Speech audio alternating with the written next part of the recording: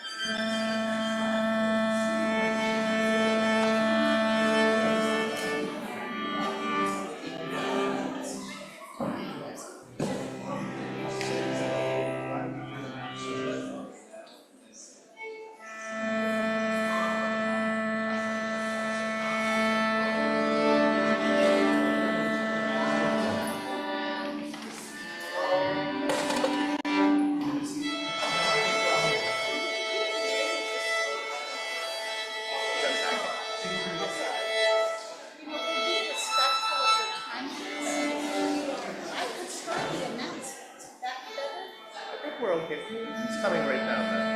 Oh, it's fine. It's fine.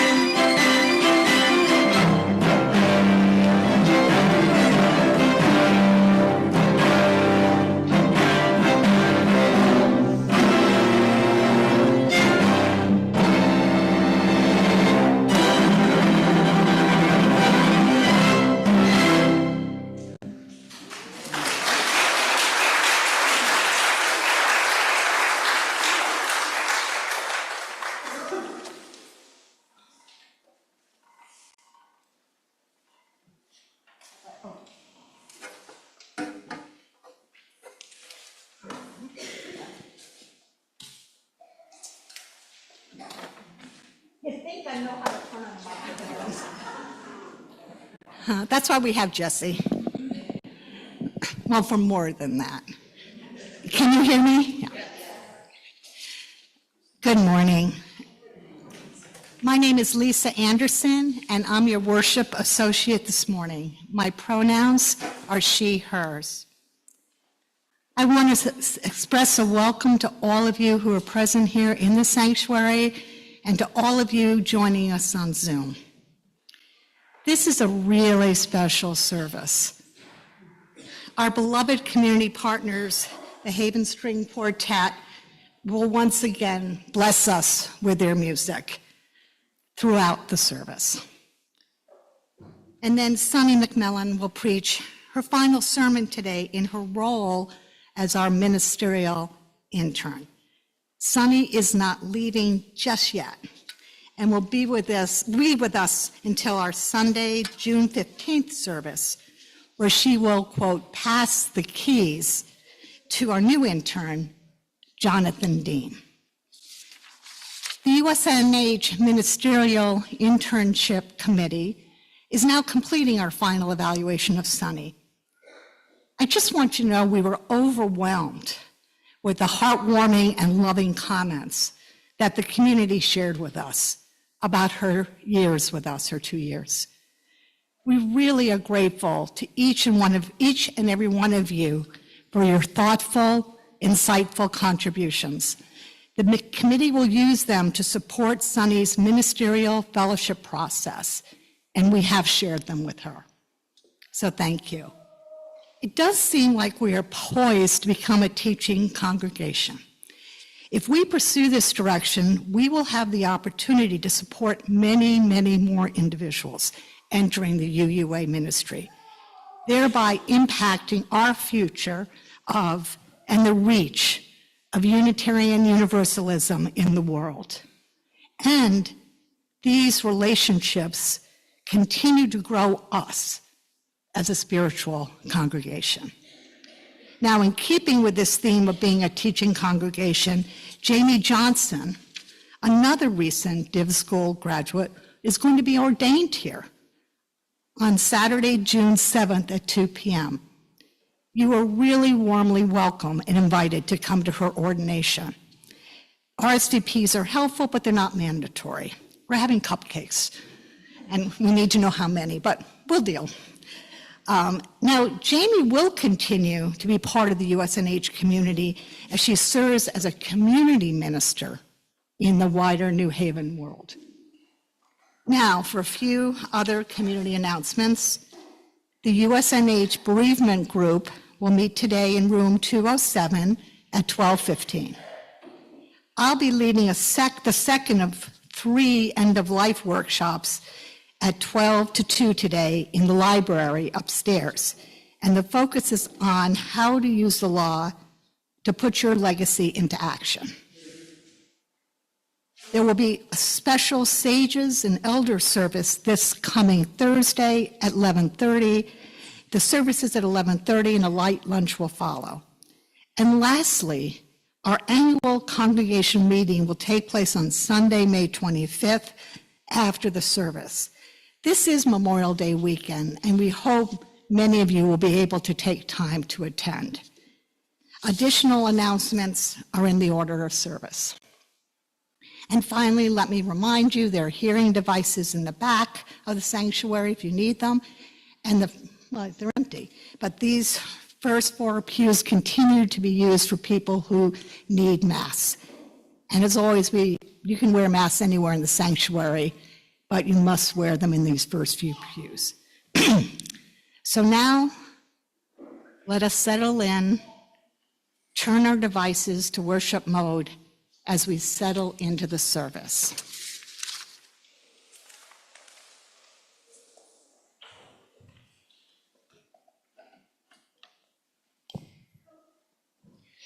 This morning we're going to light our chalice with words from Marianne Awigan Broyles. And I'd like to invite Lisa to come and light our chalice.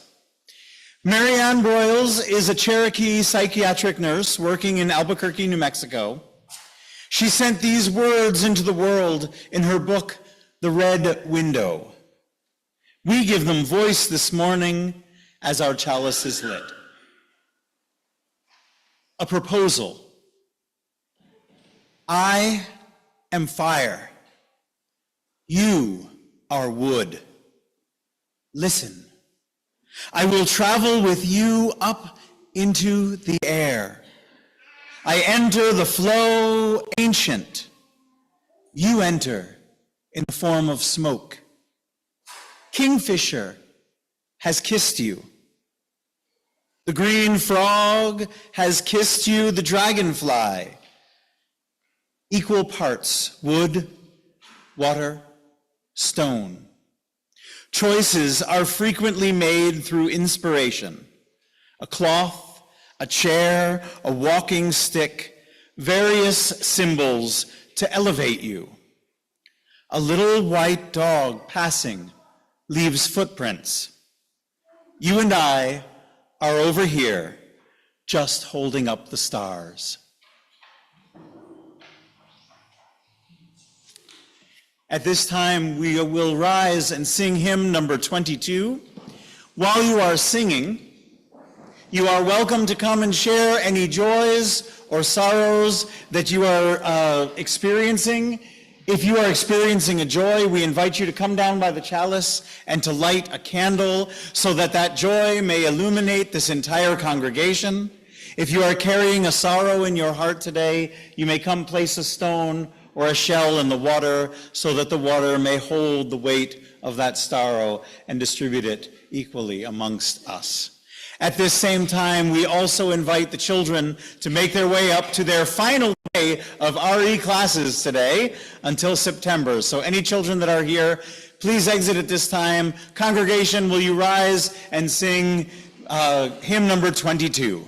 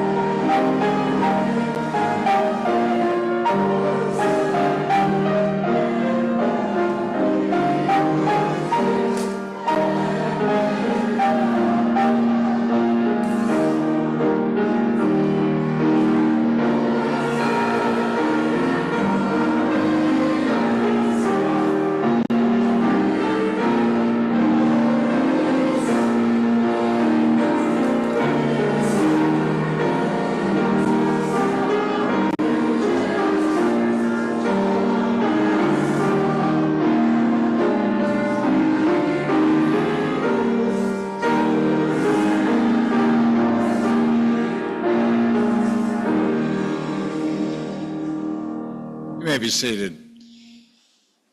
I was talking with a friend recently who's drifted away from Unitarian Universalism, the one true faith. I don't know how it happened. But in talking with him, he described sometimes going home feeling discouraged and not encouraged. Sometimes leaving without a sense of the future and a sense of hope. And the longer we talked, the more an echo came to me of a phrase from an old hymn of being lifted up. And we agreed that's the one thing that has to happen here every Sunday, every time we gather. The music and the silence and the words, they all should take us to one place of feeling lifted up.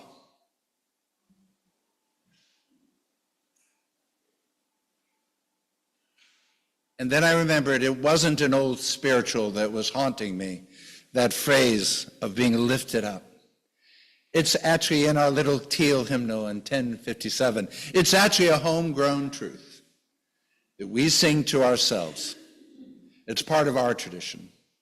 To make certain that across this continent, indeed worldwide, that this free faith takes seriously the obligation to lift you up,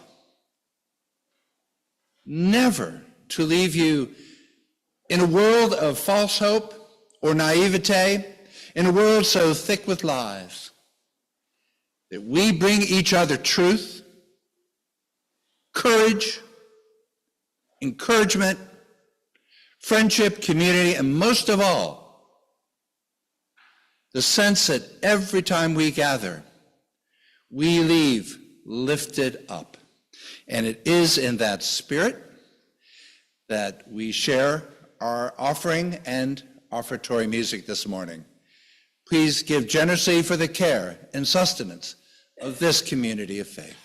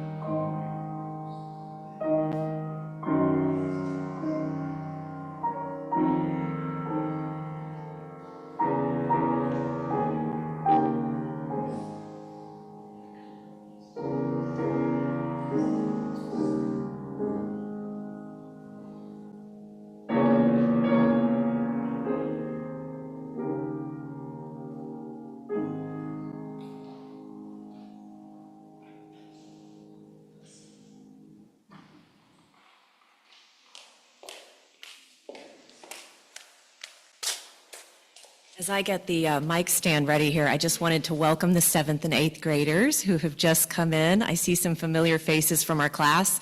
On the Sundays when I have not been helping out with the service, I have been with the 7th and 8th graders, so it's been a wonderful year with them. Okay, let's see.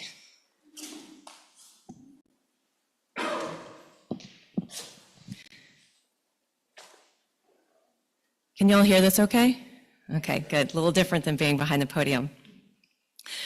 When Isaac Newton published The Foundations of Classical Physics in the late 1600s, humans took a revolutionary leap forward in understanding their physical world. For the first time, we had a grasp on gravity and laws of motion. Through mathematical equations, we could predict what would happen if we tossed a ball or dropped a stone. Then a few hundred years later, in the early 1900s, physicists began making some startling discoveries that threw a kink into what we thought we knew about our world. Not only had we discovered that our very matter, seemingly solid, is actually made up of a bunch of vibrating subatomic particles, but these particles did not behave according to classical Newtonian physics, and thus a new branch of physics called quantum physics was born. Pretty early on, these quantum scientists discovered, through what is called the double slit experiment, that these particles, like electrons, for example, sometimes behave like waves. Not the waves we see in the ocean, but quantum waves. Before a particle becomes a particle, it exists as a wave of possibility. We still don't know how exactly a quantum wave becomes a particle, but here's what we do know, thanks to the pioneering efforts of quantum physicists both then and now. Human observation impacts whether a wave collapses into a particle. The late theoretical physicist Pascual Jordan, who worked with quantum giant Niels Bohr in the 1920s, described the phenomenon like this. Observations not only disturb what has to be measured, they produce it. We compel a quantum particle to assume a definite position.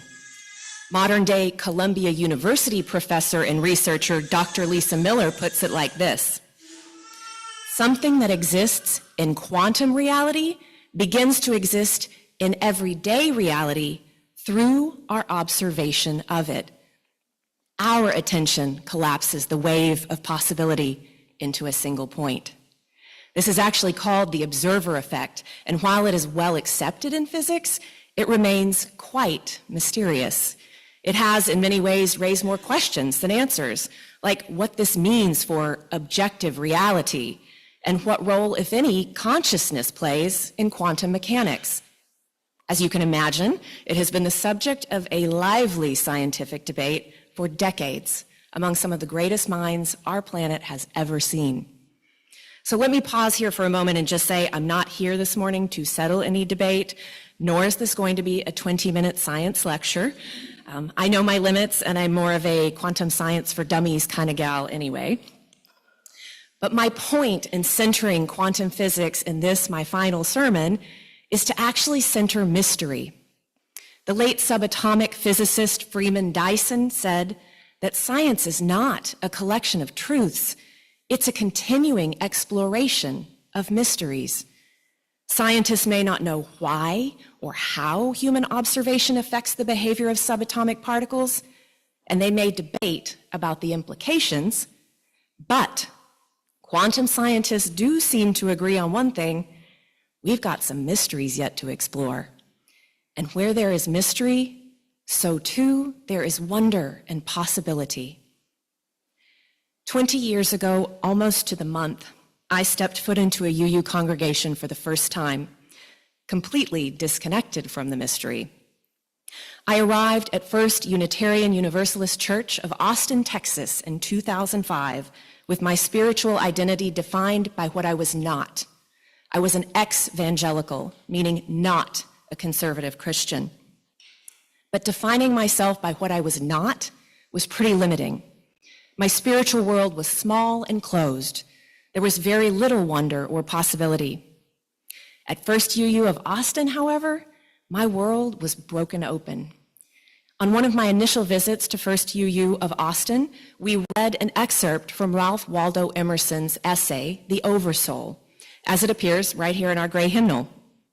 Emerson's words landed with a truth I'd yet to encounter in any religious setting. Emerson writes, "Let us learn the revelation of all nature and thought, that the highest dwells within us, that the sources of nature are in our own minds. Within us is the soul of the whole, the wise silence, the universal beauty, to which every part and particle is equally related, the eternal one. I walked into First UU a cynical ex-evangelical. I walked out a wonder-seeking transcendentalist. Emerson wrote The Oversoul in 1841, a few decades before quantum science would become a thing. But I see in his words glimpses of the quantum discoveries that would follow. Emerson tells us the sources of nature are in our own minds. The scientists tell us we compel a quantum particle to assume a definite position. What the transcendentalists said poetically, in many ways, seems to me to align with what quantum mechanics is beginning to show us scientifically. Two very different ways of coming at the same great mystery. Neurosurgeon turned spiritual author Dr. Eben Alexander actually once wrote that the founders of quantum physics were so astonished by what they found that many turned into mystics. For the fathers of modern physics, understanding the implications of quantum phenomena was a kind of initiation. It showed these physicists that they were members of the universe. I am no physicist, but as a UU newbie back in 2005, through a combination of transcendentalist writing and my budding interest in quantum science, I began to feel that I too had become a member of the universe. But not just any universe. As legendary American theoretical physicist John Wheeler called it, a participatory universe, as in a universe that responds to us. First UU of Austin was definitely one of my gateway drugs to a spiritual path. A path that led me here to Yale Divinity School and this very congregation. But it wasn't a straight line, and it wasn't a smooth ride. While First UU of Austin healed some of my religious wounds, it also created a few new ones. Within a few short years after my then husband and I joined First UU, our minister was asked to leave in a horrible and painful process that split the congregation pretty much right down the middle. While my husband and I could acknowledge the shortcomings that led to our minister's departure, we adored him. He had performed our wedding. And it also was our first foray back into any organized religious setting. And we felt burned by the experience. We left the congregation not too long after he did. In the years that followed, life happened. I left the practice of law. I got divorced. I moved far from Austin to Seattle. I needed to cool my jets for a bit and do some much needed healing. Early on, I dipped into a few UU congregations, but it just wasn't the same. So I embarked on a solo spiritual journey, emerging from my cocoon from time to meet up with like-minded folks at conferences or workshops or author talks. I felt like a religious hermit seeking refuge from the distractions of society, and I had escaped to one of the greenest, farthest corners of the country in the Pacific Northwest in search of something more meaningful and a connection to something greater. Find that connection I did. So much so that I wanted to bring back what I found and share it with others. I knew I wanted to walk with folks spiritually as a minister, and I made it official by coming to divinity school. But a glaring detail remained. In what spiritual community did I belong? I knew it was time to give Unitarian Universalism another shot. Shortly after moving to New Haven in late summer of 2022, I visited USNH for the first time, looking for a spiritual home during divinity school. And it took exactly one visit to know that I'd found it. I joined as a member as soon as you all would have me. But as you well know, my journey with USNH didn't stop there, because in the fall of 2023, I went from member to ministerial intern.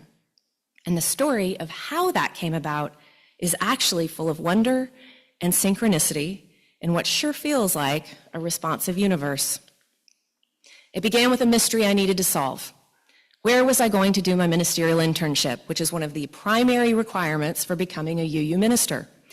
And there was really only one congregation where UUs from Yale had been interning for the past decade, because there are not too many UUs at Yale Divinity School. It is First Unitarian Congregational Society of Brooklyn. Not only was the thought of commuting to Brooklyn every week incredibly stressful, but their intern spot had already been spoken for by a classmate anyway. And besides, my first choice was USNH. I loved it here. I was a member. But, and this was critical, USNH didn't have an intern. When I asked around, many could not remember if or when USNH had had an intern.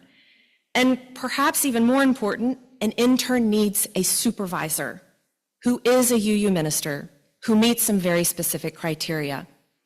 Keep in mind, I needed to get an internship locked in spring of 2023. And in spring of 2023, USNH didn't have a minister. My chances of becoming an intern here were, let's just say, mathematically improbable.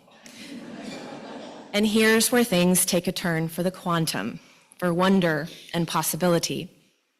At USNH, one Sunday that spring, I heard our very own Lisa Anderson, our worship associate today, give a talk. And I was so moved by her words that I approached her following the service to introduce myself and say thanks. That conversation led to a coffee date a few weeks later where I happened to share how badly I wished USNH could be my internship site. We agreed the situation did not look promising. But if you all know Lisa, you know she gets things done. In the very off chance that USNH would, 1, find a minister in the very near future, and 2, that minister would actually want an intern, Lisa got the ball rolling. Among many other things, Lisa introduced me to Bobby Pace, who was our incoming board president. And here's where the story gets a little humorous. I invited Bobby to coffee to talk about internship possibilities at USNH. Keep in mind, this was my first time interacting with Bobby, and I wanted to make a good impression. We went to Nika's on Orange Street.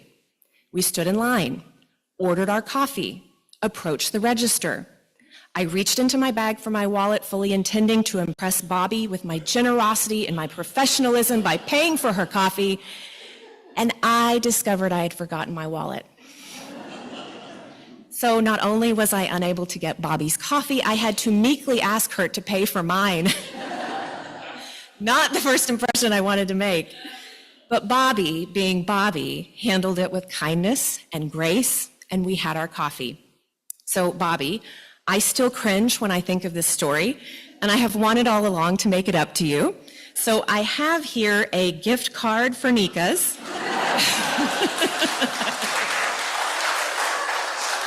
Which you can use for yourself or any future interns who show up without a wallet.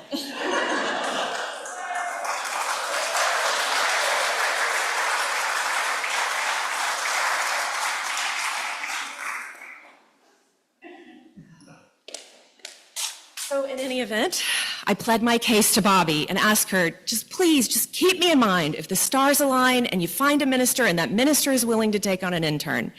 Meanwhile, the clock was ticking. We were entering summer, and I still had no internship lined up for the fall semester. Things didn't look good. Enter Reverend Stephen. In his interview, unbeknownst to me, Reverend Stephen apparently shared that his previous congregation in Boston had been a teaching church. Over the course of about 20 years there, he'd had 19 interns, and he wanted to make USNH a teaching congregation. He wanted an intern. And USNH said, funny you should ask, because we've got a divinity student in our midst who's been persistently asking if she can please be the intern here.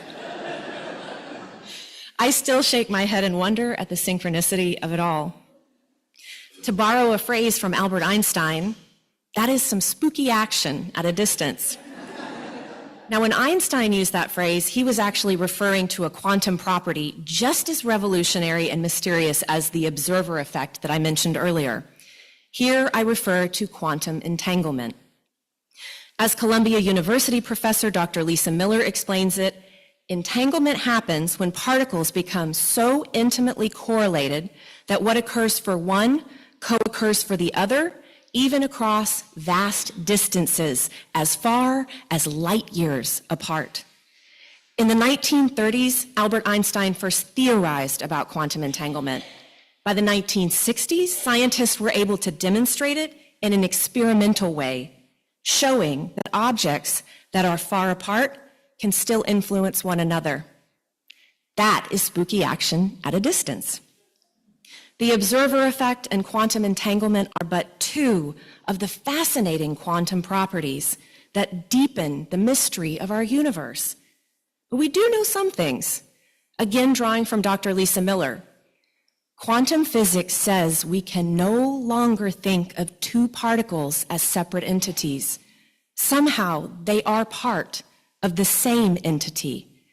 The world isn't made of individual particles. It is an inseparable whole.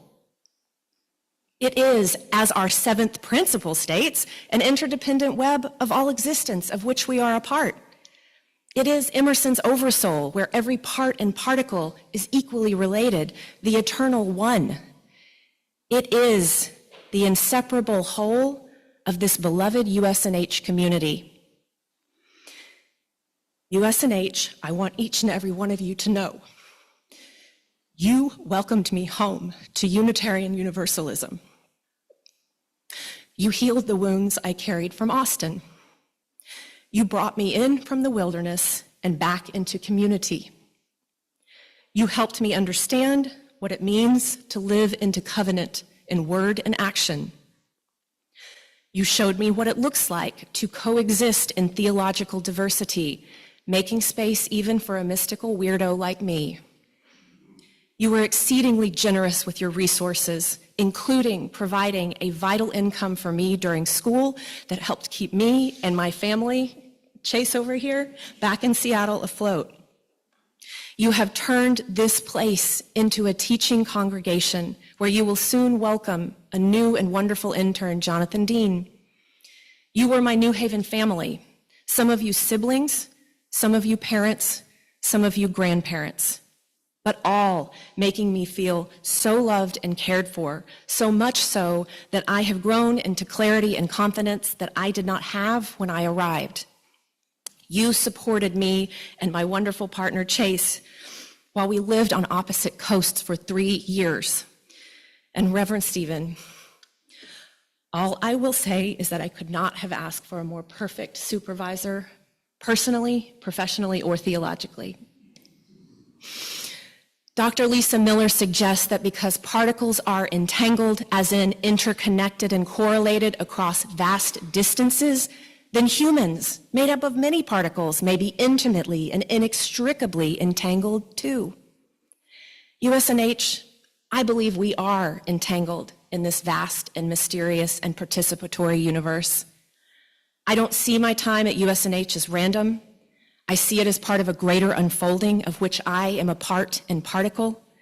And yes, my time at USNH is coming to an end on June 15th, but I do not see only finality, I also see mystery. And in that mystery, there too is possibility. Where two or more are gathered, so too there is the eternal one. We are entangled, you and I, and we will remain so through much spooky action at a distance. Thank you, USNH.